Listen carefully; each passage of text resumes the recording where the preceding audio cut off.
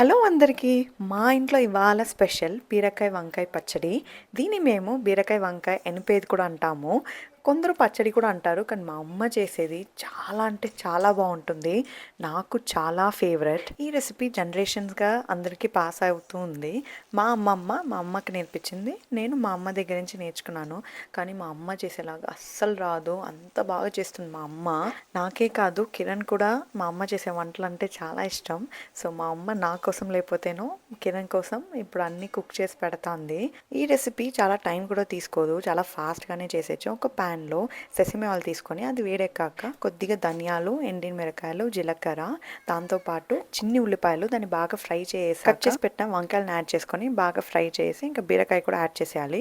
అవి రెండు కొంచెం ఫ్రై అయ్యాక దాంట్లోనే ఉప్పు, పసుపు, కొద్దిగా వెల్లుల్లి, చింతపండు యాడ్ చేసి కొంచెంసేపు ఉడికాక వాటర్ వేసి క్లోజ్ చేసేయాలి. అది బాగా మగ్గుతుంది. దాన్ని నేను బాగా ఎనిపేస్తాను. లాస్ట్‌కి తిరగబాత చేస్తే